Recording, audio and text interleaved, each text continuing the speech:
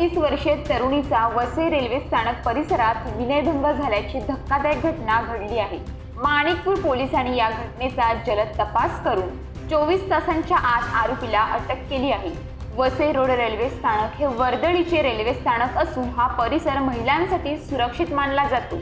त्यामुळे रात्री उशिरापर्यंत महिला रेल्वेतून प्रवास करत असतात। मात्र रेल्वे स्थानक परिसरात एका तरुणीचा विनयभंग झाल्याने खळबळ उडाली आहे।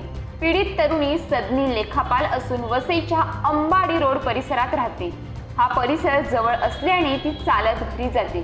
शनिवारी रात्री ती नेहमीप्रमाणे रात्री उशिरा वसई रोड स्थानकात उतरली। रात्री 1:30च्या सुमारास तुंगारेश्वर गल्लीतून ती चालत जात असताना एका व्यक्तीने तिला अडवले, तिचे तोंड दाबून तिला खाली पाडून तिचा विनयभंग केला।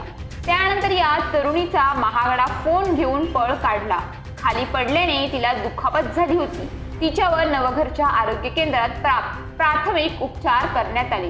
या घटनेची माहिती माणिकपूर पोलिसांना मिळताच विशेष पथक स्थापन करून आरोपीचा शोध घेण्यास सुरुवात करण्यात आली। परिसरातील सीसीटीव्ही तपासून आरोपीचा माग काढण्यात आला। नालासोपारा येथून 35 वर्षीय संदीप खोत या आरोपीला अटक करण्यात आली। त्याच्यावर मुंबईत फसवणुकीचा गुन्हा दाखल आहे। तर पुढील तपास सुरू आहे, अशी माहिती माणिकपूर पोलीस ठाण्याचे वरिष्ठ पोलीस निरीक्षक राजू माने यांनी दिली।